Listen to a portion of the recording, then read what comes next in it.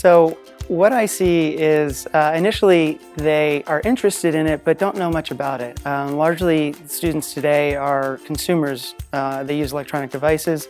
They know how to use them, but they don't know how to create with them.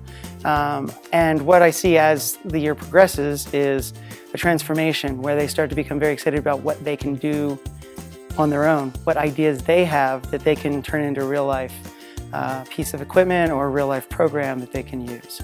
So I think that is a lot of the joy that the students see in learning to code is the empowerment that it gives them, the being able to make something from their own mind, the way they want it.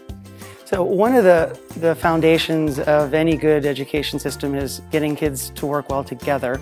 And computer science, I think, is a wonderful mechanism for that. There is something called team coding that professional coders use sometimes, where one will sit next to the computer and is not allowed to touch the computer, not allowed to control the computer in any way, but observes and comments and helps while the other one steers. And I use that as a real life example to tell the children, even from kindergarten, that coding is something that we do together, that it's a team effort, and the only way that we can be successful at it is by working with other people to make our ideas happen. And so I think in kindergarten that's challenging the first couple weeks, but by the second or third month, by sharing the robots in a certain order, in a certain way, we're encouraging them to show the behavior to their classmates that we would like. And I think with living in Albuquerque in the industry that we have in New Mexico, the idea that our kids will have an opportunity to stay here, work at the labs, work at Intel and other kind of industries that are involved in technology, I think that's one of the things that we find to be the most beneficial. So it is important for students to learn skills like coding. I recently read 30% of jobs within 20 years will be based on coding. It's actually even more dire than that because over 50% of the jobs that we consider high paying will be coding-based jobs.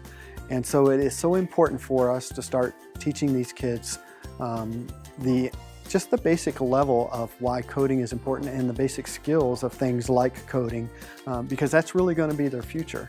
You know, it's no longer going to be an assembly line, or those kind of jobs are going to be very rare.